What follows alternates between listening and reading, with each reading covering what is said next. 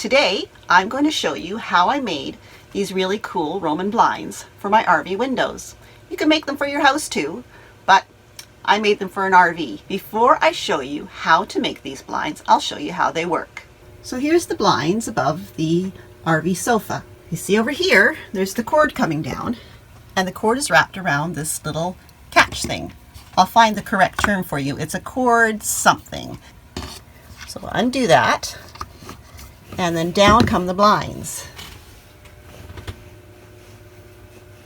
I made these ones long enough so that I can pull the RV cushion forward and the blinds go in behind there, and that keeps it nice and tight against the wall.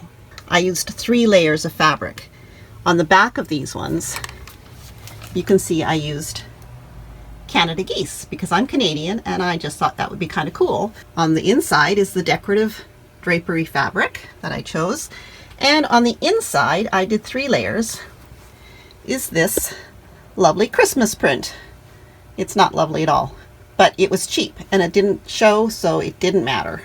The blinds, once they're down and you want to bring them up, you just fish back here for the cord and you pull, and the blinds fold up.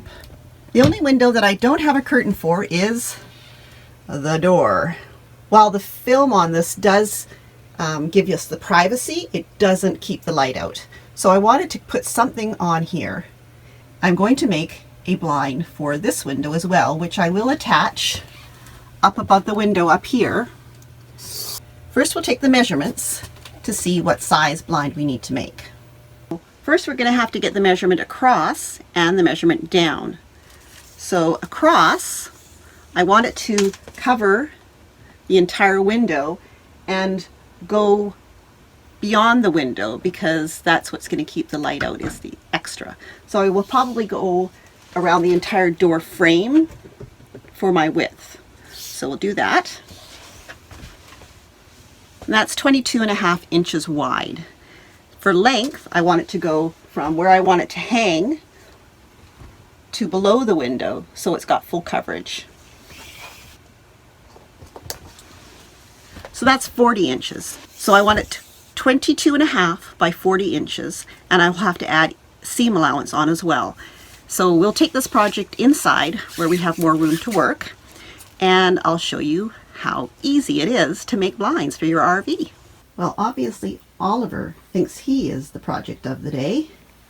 Hey Ollie, what are you doing? Yeah? Yeah. Are you going to help? You going to help Mom? Oh, Freddie's going to help Mom. Oh, and Zoe's going to help Mom too. Too many helpers. We're inside, and I have everything here that I will need to make this new set of blinds for the RV window in the door.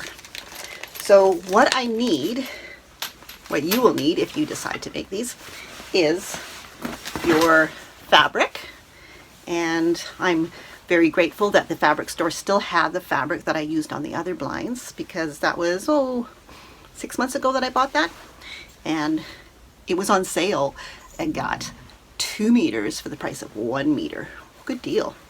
So that's my fabric that will show on the inside, the decorative part. The Canada Goose or Canada Geese flannel that I used on the backs of them, which actually won't show, as I realized with the that colored film on the window, it actually won't show. But they didn't have any of the kind that I got for the other blinds, which was a gray background with the geese on it. So I ended up getting a red background with the geese on it. It won't show, but oh well. And you don't have to do a 3rd layer with blinds, you can just do 2. But I found that it really does help with insulating, keeping the heat out as well as keeping the warmth in, and really does add to the amount of light that is cut by having those 3 layers of fabric in there.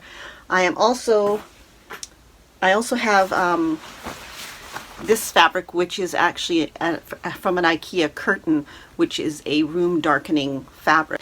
Now, as well as the fabric, you will need some kind of wood, and I have this piece that's cut 22.5 inches, which is what I need for the top of the blind. And the fabric, when the blind is all said and done, actually will wrap around this, and then it'll get screwed to the wall, just a couple of screws above the door into the wall to hold it all in place. And this is what the blinds hang from. The ones that I did for the other windows actually have a probably about twice as thick as this. This was in the trim section in Home Depot, and you can buy it by the foot. So if you go down there with your measurements, you can buy just exactly the size that you need and use their saw to cut it up without having to drag yours out. So the other thing is, for the bottom of the blinds, you need something heavy, a bar of some kind in the bottom, to keep the blinds taut, I guess is a good word. So they're hanging nice and straight. So I used this metal, what do they call it? A steel threaded rod. And they're not very expensive, but you do have to cut them. So I have a little hacksaw that I will cut this with to 22.5 inches for the bottom, which goes inside of the blind. So I will have to cut that. You also need some string. This stuff I just picked up at Walmart. It was a couple of dollars. And it is, I think it's a nylon string. So it can be any kind of string, but you want it to not be too thick because you're going to have several layers of this going through your blind. And these are little plastic rings, and these ones are 3/8 inch. And I was not able to get them at Home Depot. I was not able to get them at Walmart. I had to actually go to my fabric store to get these. They're only $4 for, how many are in here? 30 of them, and I'm not going to need 30. But they're just little clear plastic rings, and these are going to be what the string is going to go through to hold it to the back of your blinds.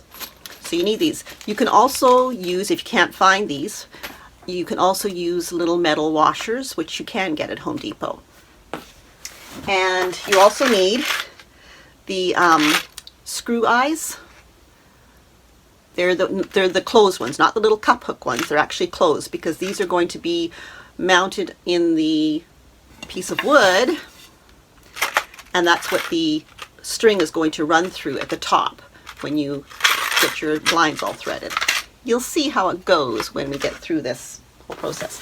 I also picked up another of these, which is the little thing that you screw into the wall to wrap the cord around, and it is a cord cleat. I have had a hard time remembering what this thing was called. Cord cleat. And Home Depot does have these. I think they were between $2 or $3 a piece. So yeah, cord cleat. You need one of those to wrap your cord around to keep the blind up. I need to first cut out the fabric to the right dimensions, and if you remember, I needed 22.5 inches wide by 44 inches deep, and I need to add on seam allowances for both sides and for the bottom. I don't need to worry about the top, but I do need to add on the fabric that needs to wrap around this at the top. So because this is mounting to the wall, my 44 inches is going to start at the top of this piece of wood and come down. So 44 inches from here down. But the fabric also needs to wrap around the wood to cover it. So I will measure how far around that's going to be and add that on. One way to measure for how much you need as far as the length of your fabric goes is to take your fabric measuring tape, take your piece of wood, whatever kind you're using, and place, because mine is, I don't know if you can see this, mine is 44 inches. So I'm going to take that 44 inches and place it where I want it to fall from. And then I'll take the rest of it and I'm going to measure around. Your measurements will be different. You'll have to measure your own window and allow for however much overlap you want over the sides of the windows, as well as up and below the window. Okay, because I have this handy dandy cardboard cutting out thing to put on the floor, which has all the measurements on it, it makes it a lot easier for me to measure the fabric. So I'm lining it up on the edge here, on the corner, and just lining up my edge of fabric to make sure that it's squared. And then I can clip where I need the top and the bottom.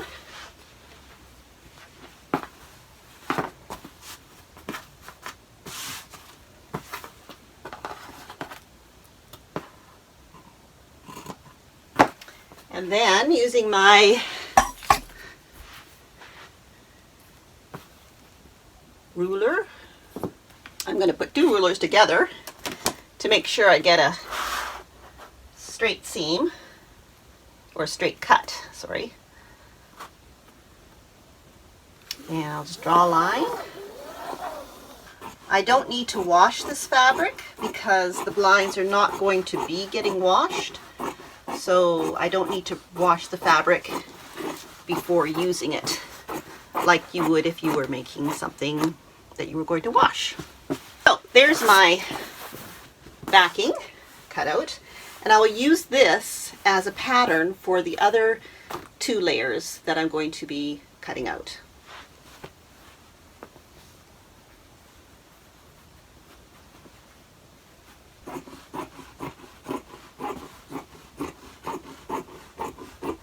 The fabric that you use in the middle doesn't matter what it looks like because it's not going to be seen.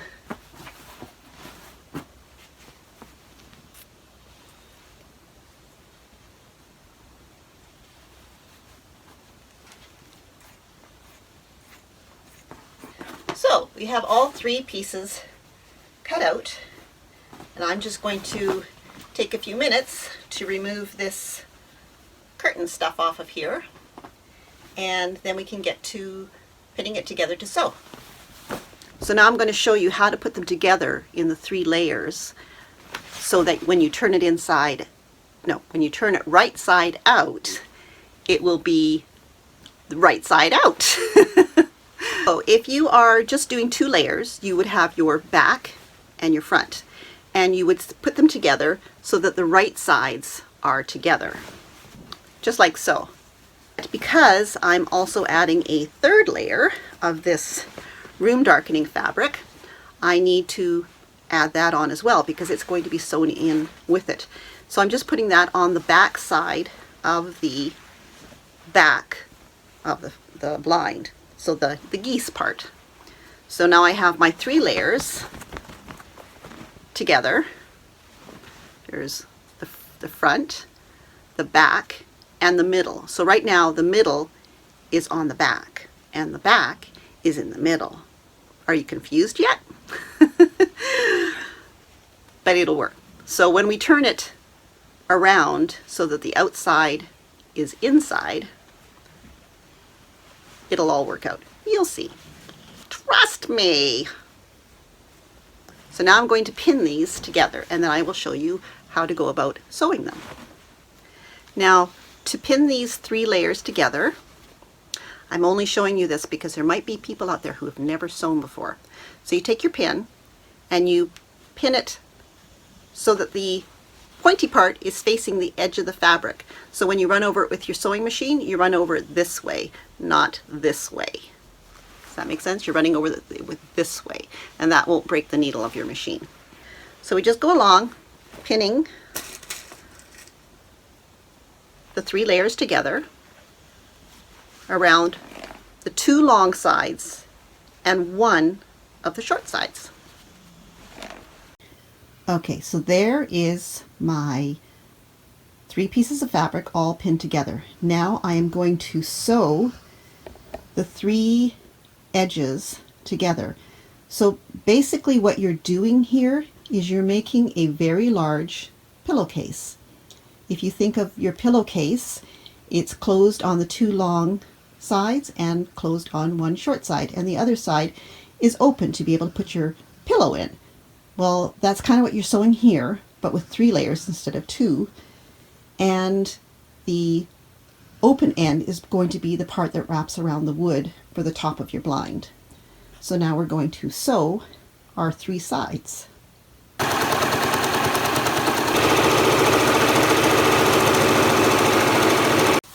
So you can see now I've got it all sewn together, and 3 layers are like a great big pillowcase. Only you could put 2 pillows in here instead of just 1. Now before I turn it so that the right side is out, I'm going to go to the bottom of the blind and I'm going to clip these corners.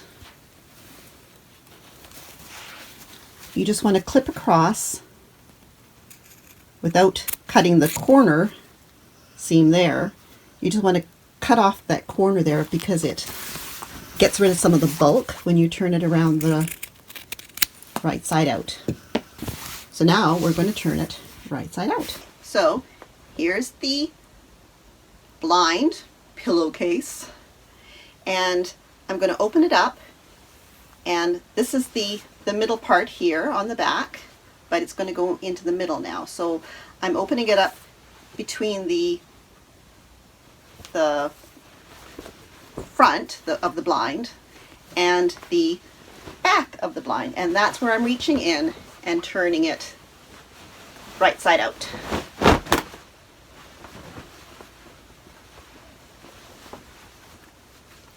Give it a shake. So here we have now the front of the blind, and we have the back of the blind, and you can see inside is that room darkening middle layer in here. So that's how the 3 layers work. If you were just doing 2 layers, you would just turn it inside out and it would be done.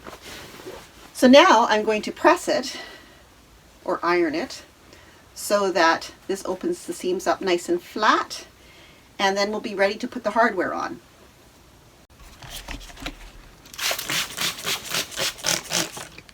So I open the seam up flat first, and that makes it easier to fold.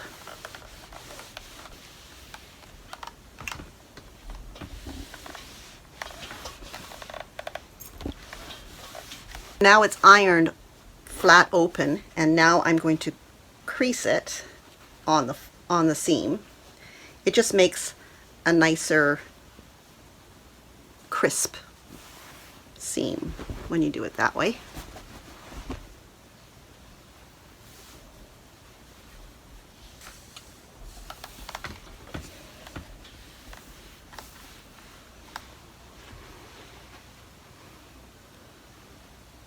So it's all ironed, and I also ironed the front of it and the back. So if the front of your blind is really creased, the fabric, you might want to give it an iron before adding the hardware to it. So now we will do the hardware part. So our next step is to cut our 2 pieces. So I already had mine cut at Home Depot, and I cut it at 22.5 inches, which is the width of the entire blind. And I cut a piece of the threaded steel bar that I got at Home Depot as well. I cut it to 22 inches so that the edges are not pushing against the seam. They can be quite sharp. You can coat or wrap the end in duct tape or electrical tape, or you can file it down if you like. It's up to you. I'm just going to put it in like this because I've cut it short. So what you do is you open up your blind and you drop the bar in, and you want it to go down to the bottom so it's resting on the bottom seam.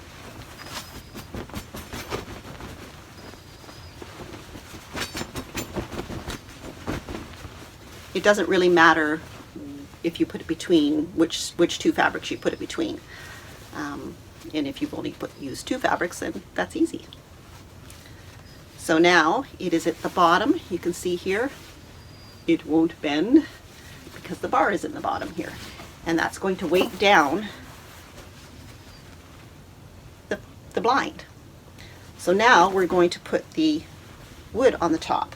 We're going to wrap the fabric around the wood, and the seam that is still open at the top is going to be behind the piece of wood. So when you screw it into the wall, that is going to be sandwiched between the wood and the wall. So you won't actually see this fabric here. It'll just be hidden by the piece of wood. So it doesn't really matter. You don't want threads hanging out that you're going to be able to maybe see, but what you're going to do is you're going to measure both sides so that it's the right length and put a pin in to mark where. So I've added a couple of pins to where I want the top fold on the piece of wood to be. And I can wrap the fabric around on that line and staple it in place. So there's the top of our blind attached to the wooden slat, which will be screwed into the wall. Now what I'm going to do also is I'm going to cover the ends of this with a little bit of fabric, just so that if you look at it from the side, you don't see the wood. You actually see fabric that will blend in with the blind. So I'm going to do that right now. It's just kind of an aesthetic thing. You don't have to do it. But I'm just going to wrap a little bit of the gray fabric around here, and I'll just staple it on.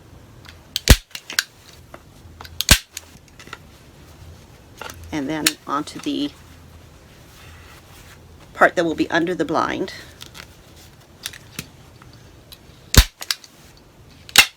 And then just fold it just to neaten it up.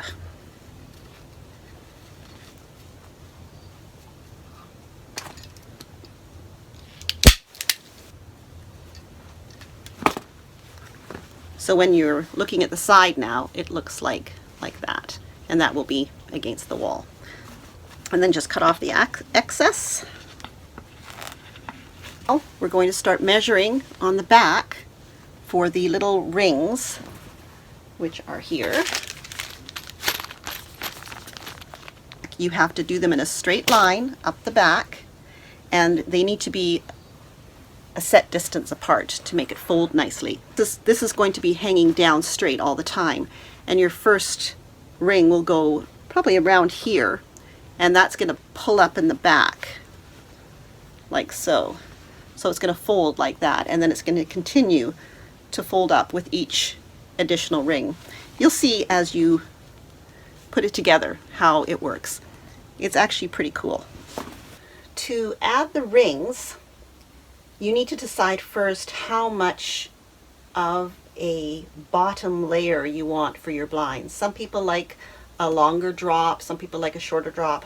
I like mine to fold in, so it's just a bunch of folds. That's how I have it in the RV.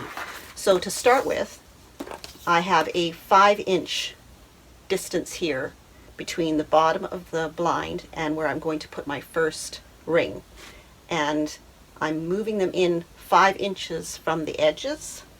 So I have pins here where I need to put my first rings, 5 inches from the bottom and 5 inches from the sides.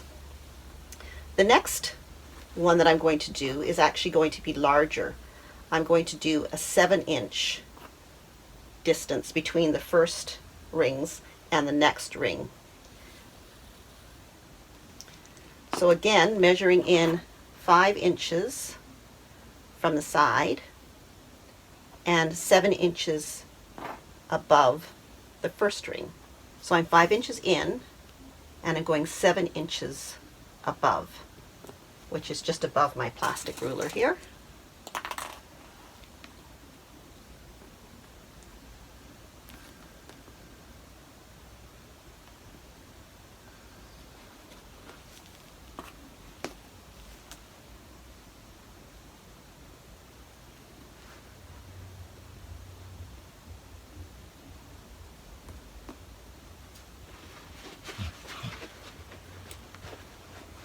So that's where the second ring will be going. Now we subtract an inch from each measurement.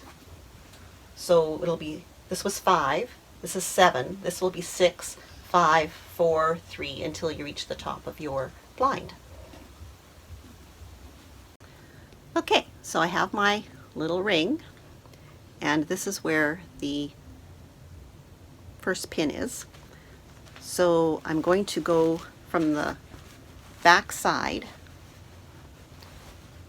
and I marked where the ring needs to go by where the pin goes into the fabric. So that's my point. So I'm going to go in through all 3 layers of fabric, and then back up just a little bit below and pull it through, and that way the knot is on the back. And I'm using a gray thread to match the gray fabric. Then I can get rid of my pin. Then I'm going to take the needle and feed it through the ring, and I'm going to sew around the ring to hold it in place through all 3 layers of fabric.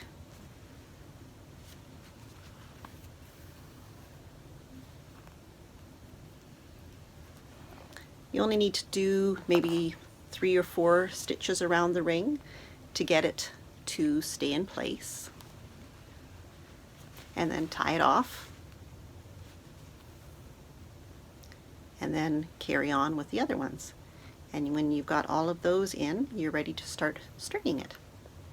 So now that I've got the rings all sewn on, I need to drill holes where I've marked, which are directly above the rings, for these little screw eyes to go into, and that's where the strings are going to feed up through those screw eyes. So we're going to pre-drill our holes.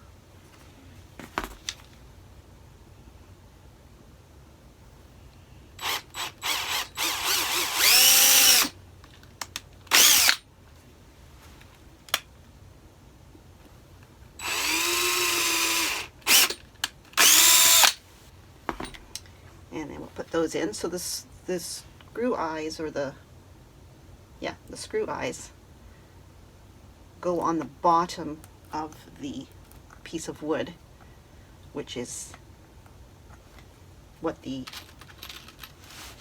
blind attaches to.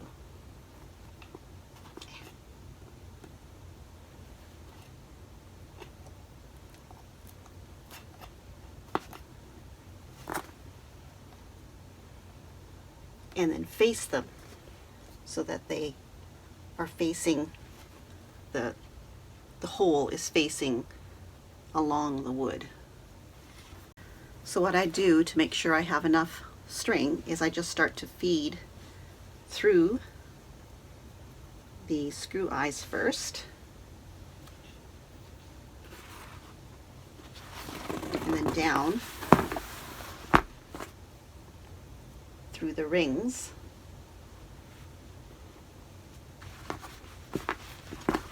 keeping the spool of string attached. So just feed them down, or feed the string down through the rings, and when you get to the bottom one, you're going to tie it.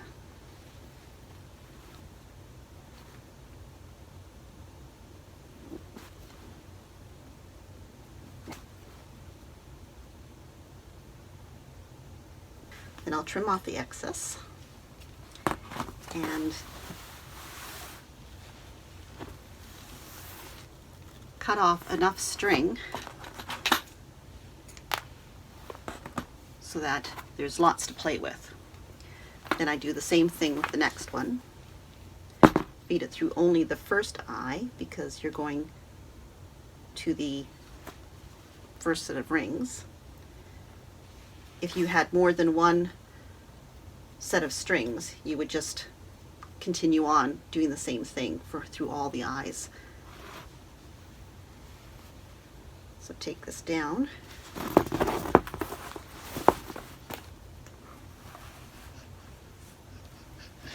through each ring.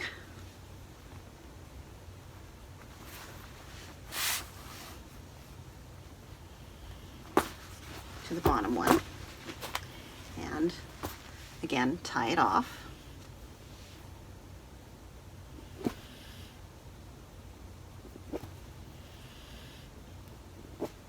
And trim it. And then same thing, you're going to cut the string the same length as the first one.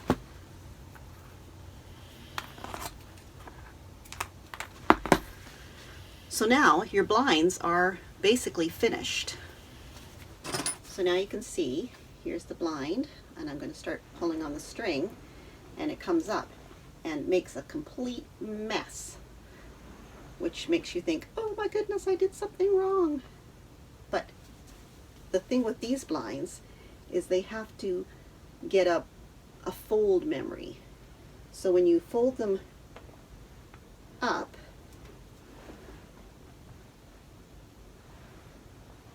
you need to help them to crease to begin with. So right now, you can see it looks like a big mess. But if I take each fold and just help it,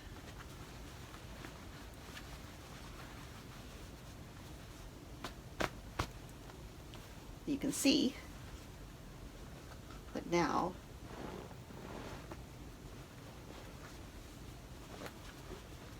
it's beginning to fold properly.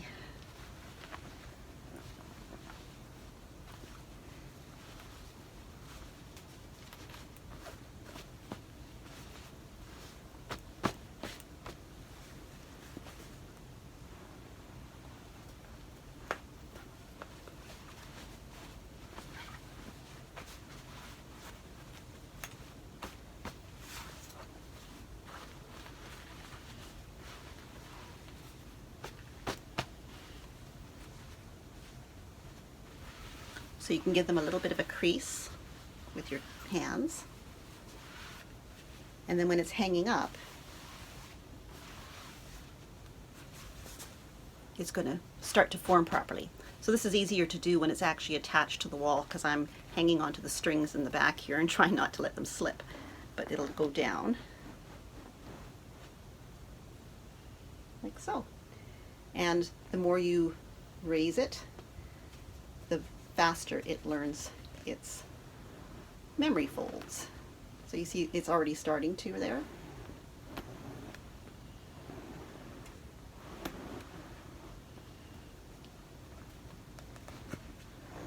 So there. And now I'm going to go and put this up in the RV. So we are back in the RV, back in Honey, and I have the blinds ready to hang. I have pre-drilled and pre-started screws to put into the wall. So I need to figure out where I want to position this. Okay, so it's nice and secure. Now we'll test it out.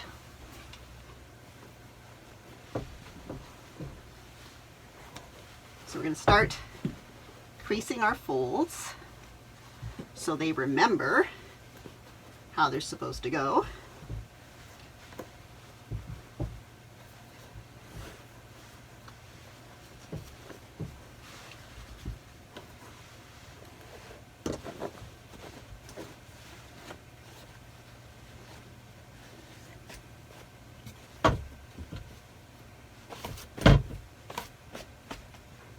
And one more.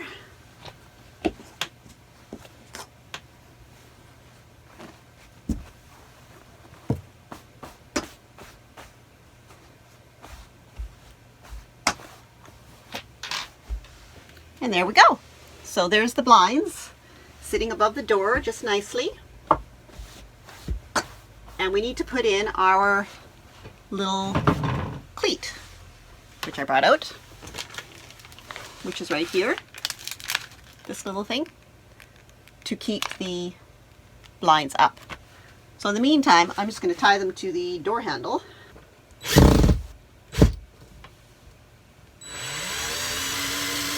Okay, so there we have our little cleat in there. And we take the blinds and we'll let them fold again. Let them practice. So practice makes perfect.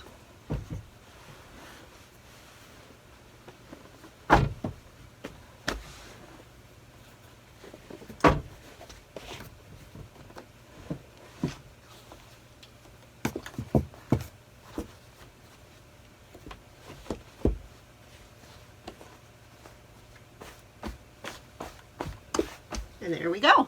And then I will wind this around here. So I can also get rid of the extra string below the knot.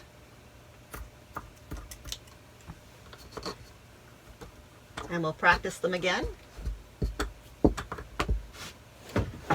So when these come down, you'll see that the bed is in the way here. So this is going to have to get tucked in there. And then it fits perfectly.